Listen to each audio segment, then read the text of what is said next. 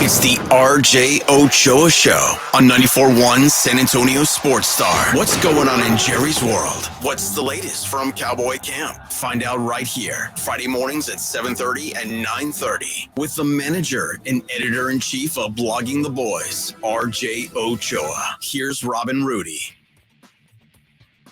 May not be Rob and Rudy, but it is RJ Ochoa, Rudy J, James Pledger, Edwin running the ship.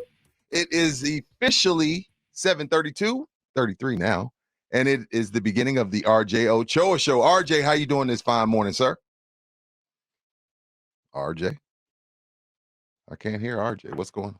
There we go. My bad. My phone was on mute. I'm doing great. It's great to be with you both. I hope you're both on Threads. I was checking my Threads right now, seeing how Threads is such a nice place. Threads is just new. You know, when there was this time where, you know, when the new kid at school, he could be, or he or she could be a strong 5. But when they're brand new, everybody treats them like a 10. That's what Threads is right now. Pretty soon we're going to get tired of checking Threads. It's just new. So, I like the vibe. I gotta say. I mean, yes, because it's new. Cool. It's new. I know, but name the thing that was like this. You know what I mean? That everybody joined. You know what I mean? Like there were, you know, like 10 people were on Vine. That was fun. You know what I mean? Like we all had Snapchat for a little while. I know Pledge was a big snapper. But name the thing that like everybody joined. It's a bit of a rare thing. Like all at once too. Yeah, and like it took me a while to get to TikTok and Instagram. Yeah, everybody. We felt like we had to get over there. Now, speaking of Threads and the Cowboys and what you do for a living, is it important for you to be a part of something like this, but to keep up? Not to keep up so you can keep your momentum, because we talk a lot about TV and radio, and it's no longer just TV and radio. And especially when you're covering something as big as the entity that is the Cowboys, RJ, how important was it for you to make sure you jumped on Threads to keep your momentum going that you had built up, or that y'all have built up on Blogging the Boys on Twitter? Yeah, I mean, I think it's seismic. At least that's how I explain it to myself and justify staying up till 1 a.m. playing around with it. Yeah. But I mean, it never ends. It never stops. I mean, like that's the blogger life. Like you gotta always be ready to go, always be ready to jump. And so you gotta keep finding new and different ways. And I mean, it's, you know, I don't know how this all ends, the Twitter thread wars. But you've got to have a stake in both sides to see which one ultimately wins out. My hope is that Threads is just kind of like the original XFL and leads to Twitter like just basically adopting a bunch of its like practices, right, and Twitter becoming a better place. That would be the best result for me.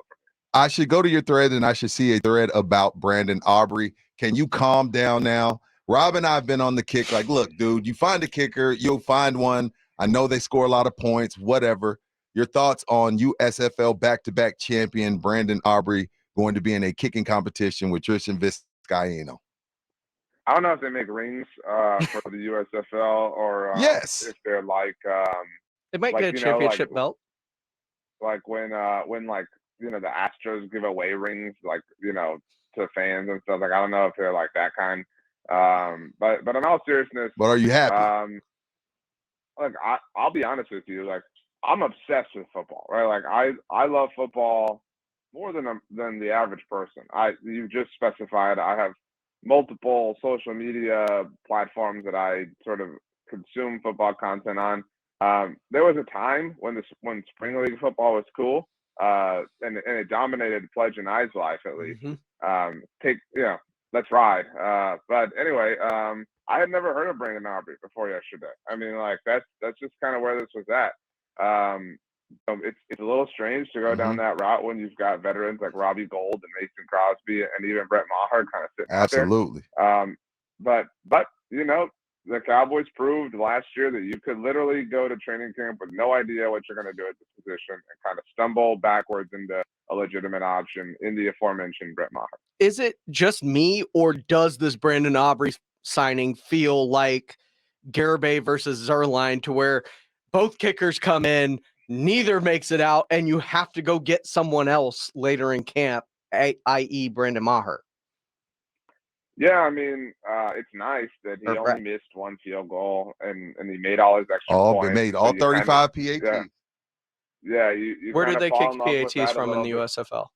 I don't know. Yeah, I mean that's that's what I'm saying. Like it's nice, and I'm rooting for him. And the big immediate kind of story was like about your NFL kicker was, well, this guy played soccer at Plano. You know what I mean? Like what is, how is this supposed to really So like negative. when it's the divisional round of the playoffs and you're at Green Bay or you're in San Francisco or you're hosting the Seahawks or whatever, like how, like, is that really going to help you that this guy was taken in the 2017 MLS Super Draft? You know what I mean? Like look, I mean, they've earned the benefit of the doubt, but I'm Sure. a little skeptical if I'm being honest. Sure.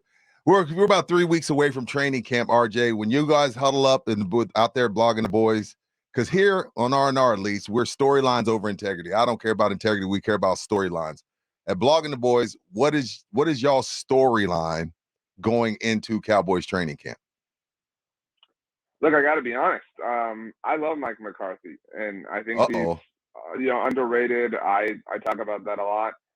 But as somebody whose job it is to talk about this team, that puts food on the table for his family, I kind of hate Mike McCarthy because he's really made this team boring. Like they're just like this boring good football team. Like they don't do anything dramatic. They just show up and play and figure it out and win football games. There is no drama percolating. I just did. I'm going to be traveling next week, and so we shot some videos ahead of time for our YouTube channel, and it's a preview series where we're looking at every position by position and kind of, throwing out questions we may have, and there aren't a lot, right?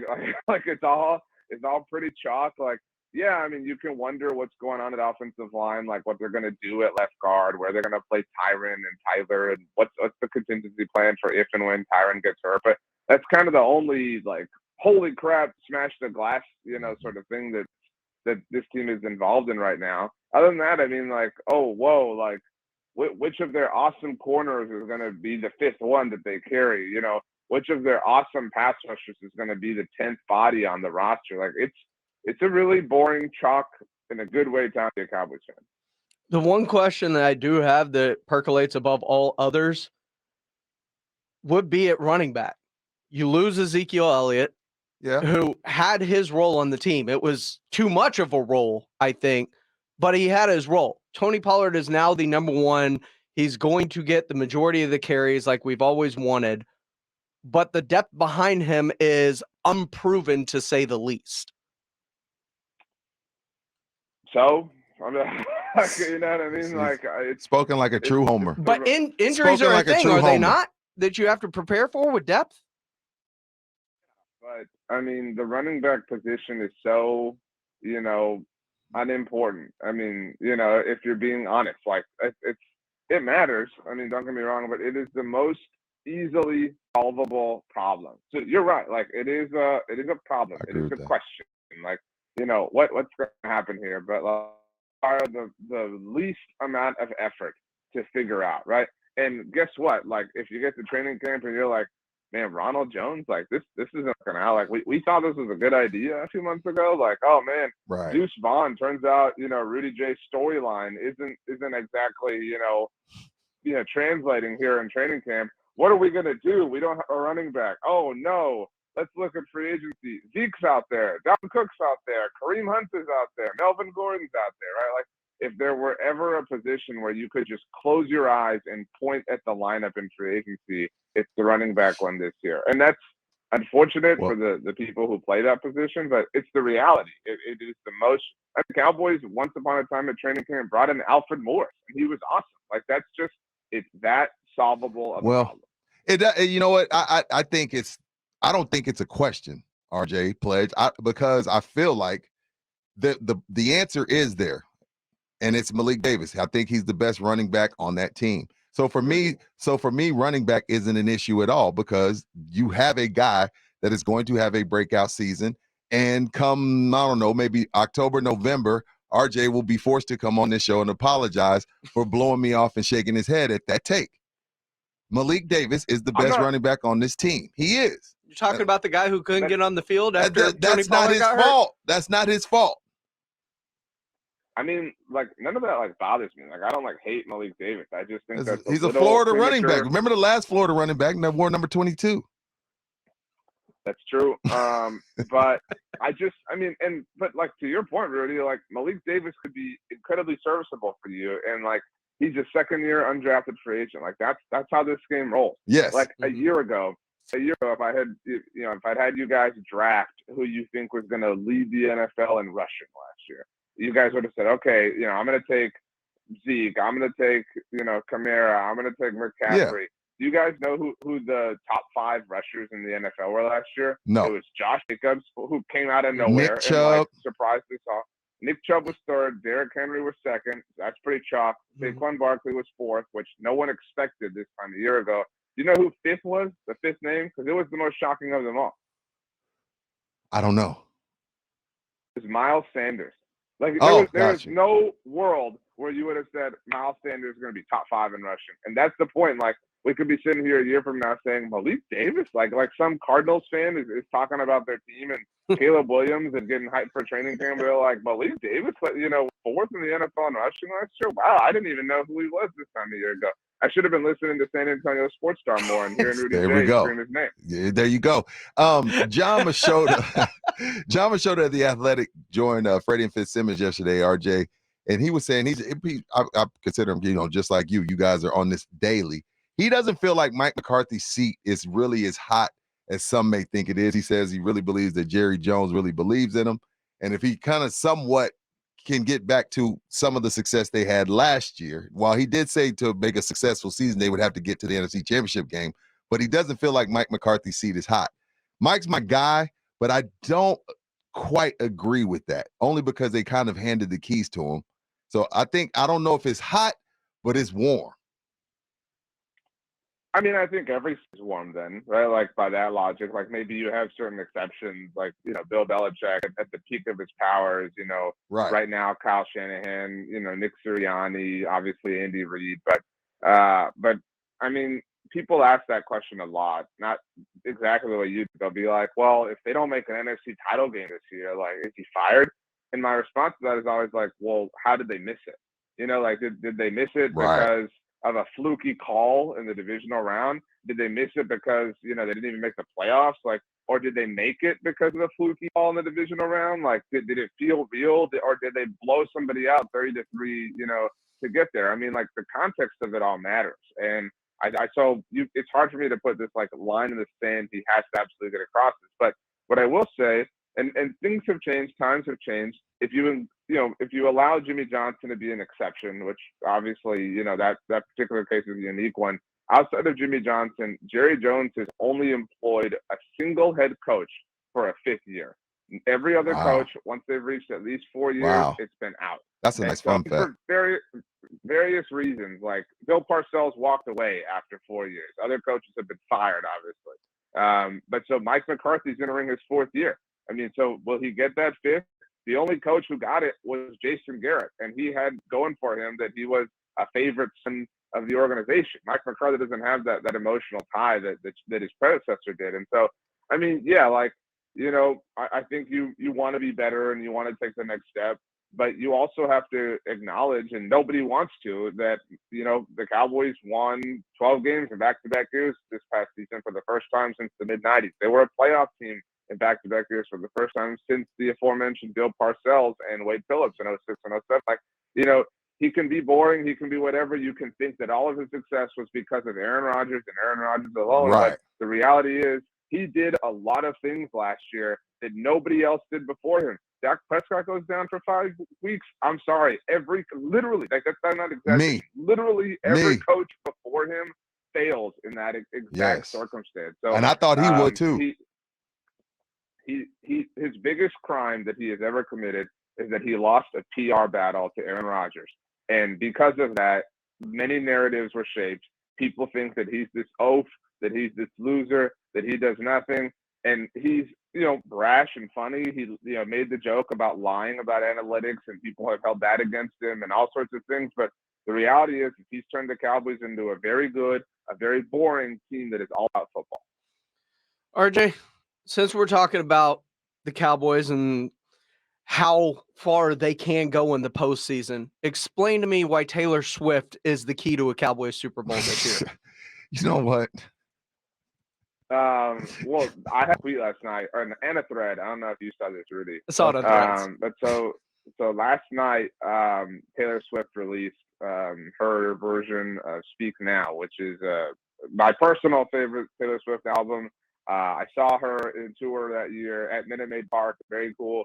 And so the last time, Rudy J, that Taylor Swift released an album, "Speak Now," which she just did, Mike McCarthy's football team was coming off of a season where they had lost 5 games, where they had scored in the 460s as far as total points scored, where their season ended at the hands of an NFC West team at the time in the Arizona Cardinals, and they went on to win the Super Bowl.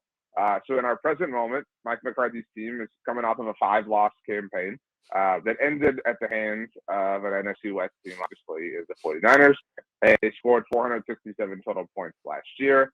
I don't need to remind you that, if history were to repeat itself, it would mean that Mike McCarthy would win the Super Bowl, thanks to Taylor Swift and Taylor Swift alone. Now, can Aaron Rodgers? But Aaron Rodgers could use that same logic.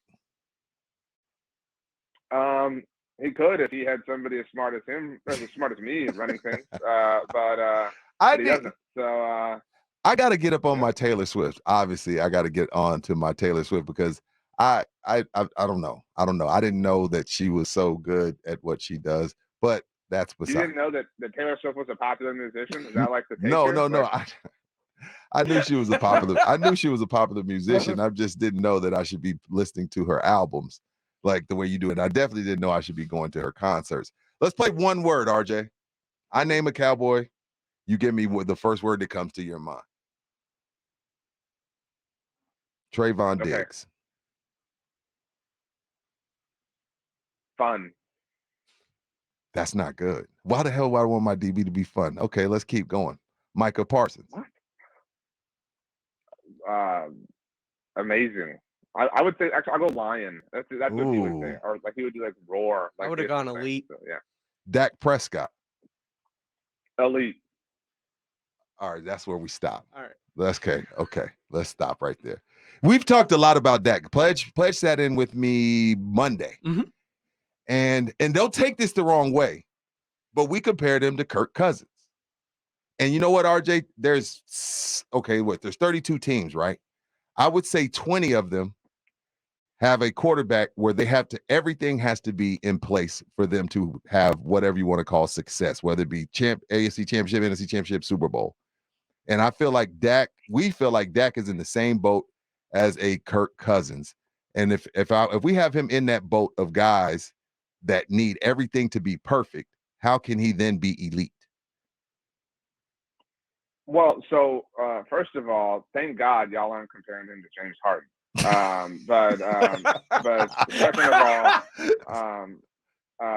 second of all, I'm a lot higher on Kirk Cousins than most people. So is James Pledger. Yes, absolutely. I think Kirk gets, I think he is comparable to Kirk in that Kirk gets very little credit for anything that he does. Like Kirk, at some point, Kirk Cousins became a meme, and like that's all people are ever willing to kind of see with him.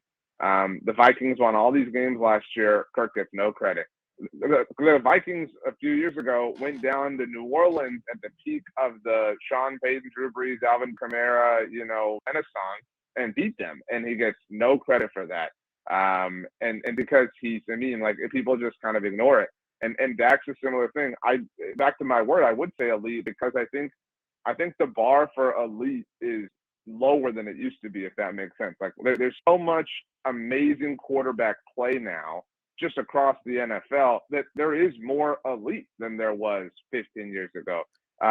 So I agree with you. I think that there are certainly quarterbacks that are way more dependent on their circumstances than others. I would say players like Jared Goff kind of fit that mold. Mm-hmm. Maybe Derek Carr fit that mold. Although Matt I think Stafford, Carr's a little bit better yeah. than that. Matt Stafford certainly. Maybe Ryan Tannehill.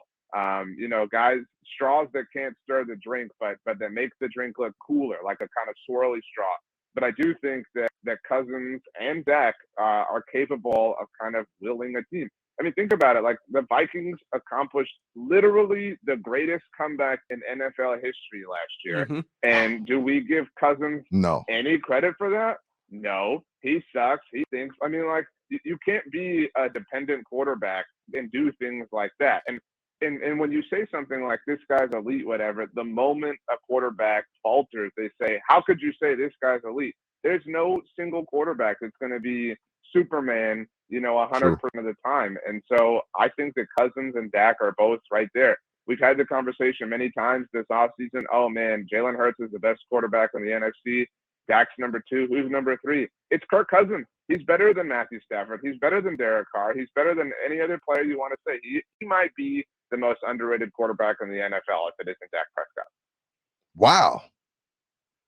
I don't know. I don't agree with it. I don't agree with some of those guys that you said he was better than. I don't know if he's better than Stafford or Derek Carr. But I mean, we could do an hour on that. I think that's fair, though. The question becomes, have we just lowered the bar on elite? Because if we say elite, I think Patrick Mahomes. We don't know if Joe Burrow is elite. He's only played with megastars.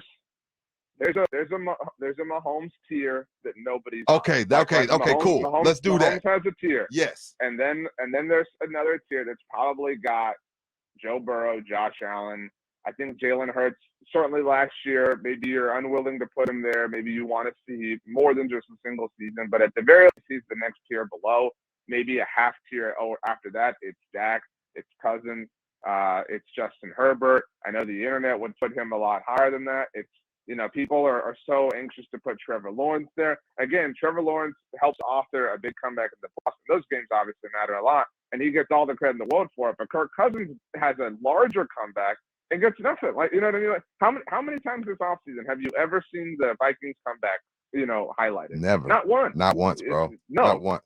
Because it wasn't vogue. It don't fit the narrative. Cool. Right. Yeah, it's not fun. It's just fun. It was only fun to talk about how many games they won by a single score, how their point differential was negative. They were the first 13-win team in NFL history to have a negative point differential. So he's not cool. That's just the reality. Kirk Cousins isn't cool. So nobody wants to give him credit when he's a damn good quarterback. He's also a friend of this radio station. I interviewed him at the Super Bowl in Houston. Yes. Oh, wow. With the backpack thing on. But you don't even have Dak. But definitely. you would have would you take Jalen Hurts or Dak Prescott today? With both their resumes the way they are, RJ, you starting your team, and you only can choose between Dak and Jalen Hurts. Who are you starting your team with? I mean, this allows me to placate, but it depends. Like, it depends on what's what around you believe in. Like, on what you believe in. Like, are you willing to believe? But I think the around them thing does matter. Like, are you willing to believe in the one season from Jalen Hurts, or do you think that was the outlier? Like, do you think he's ever going to be a better quarterback than the ridiculous, stupid MVP season we saw a year ago? We've seen Dak Prescott, whether anybody wants to admit it or not. Dak Prescott is literally the longest tenured starting quarterback in the NFL with his respective team, and he's been a top 7 to 10 quarterback for that entire time. So, what are you more impressed by, the consistency that Dak has shown, or the 1 year? I don't want to call him a 1 year wonder, but the 1 year of one. And you want to penalize Joe Burrow for only having superstars? Jalen Hurts was driving an F1 car last year. The Eagles don't do that. Souped that don't thing do up, that. No, I'm not taking anything away, but we haven't seen him play on a crap team. That's my point. He played on a team that was comprised of all pros and Pro Bowlers, and had a head coaching staff that was super aggressive. Dak too, RJ. Dak too, RJ. I thought the year he went to the playoffs and lost to Tom Brady in the divisional round, that was supposed to be a crap team. I suppose that's fair that the Eagles in 2021 were, but Jalen Hurts wasn't lighting the world. He wasn't what he was last year. No, right? No. Yeah, my point is this guy, the guy that got $1 billion from the Eagles this offseason, he's the dude who played. Look at their roster. It literally had almost all pro bowlers. And again, it's stupid to hold that against him. It's not Jalen's fault that his team recognizes that giving him help is a good thing. But still, if you're going to say Joe Burrow's only played with superstars, you really have to have that conversation about Jalen Hurts.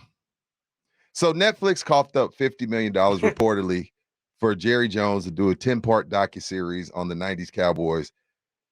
And I asked Rob this question, guys like y'all that eat, sleep, and live the Cowboys. What do you think you could possibly learn from this other than just nostalgia and just remembering the good old days? What are we expecting to learn from this if we all know every story? At least we think we do. I did a podcast earlier this week with a good friend of mine, Law Nation, and he brought up, because, I think the answer is nothing, but he was like, well, Okay. and he was saying it somewhat facetiously. He's like, well, when they were on Hard Knocks, we learned that Jerry put salt on his McGriddle, right? Like, there's technically, that Yeah. ground to uncover. But, I think that, well, I watch it, absolutely. Hell Will I yeah, get we content all about it? are. Definitely. But like, I think we're all getting kind of sick of the same old stories. Like, oh, Jerry, I like you're that. gonna tell us about how Emmett held out and everyone was freaking out and you knew you had to get the deal done? Oh no, I haven't heard that one, Grandpa. You know what I mean? Like, it's been 30 years. Like, we're getting You want really new sick. stories. You're gonna tell us. Yeah, you're gonna tell us how Charles Haley smashed his helmet through a wall because he was so pissed off that you were 0-2 without Emmett. Again, like, it's all cool. It will all fire us up. But if you want to play nostalgia, if that's really what you're after, then put Jimmy Johnson in the damn Ring of Honor. Like, that will do more goodwill for anyone than any sort of Netflix documentary will. But yeah, I mean, get some new stories. We'll listen to those. We're happy to listen to your Jerryisms and, whatever analogies and things you want to say, limericks. But I mean, seriously, dude, like, we've literally been hearing these there are 2 generations of people who have heard these same stories. He's blogging the boys. He's RJ Ochoa. It's the RJ Ochoa Show. RJ, I hope you have a fantastic weekend. Take care of that beautiful family. Enjoy your traveling, and you have a great weekend, sir. Good to hear from you. Appreciate you coming through. I hope you both eat some fruit before the day is over. I'm actually having an orange right now. RJ Ochoa joining us, as all guests do, appearing on the Buyers Barricade guest line. Buyers Barricade provides traffic control, rental, and sales for San Antonio and beyond. Check it out online at buyersbarricades.com. 94.1 San Antonio Sports Star.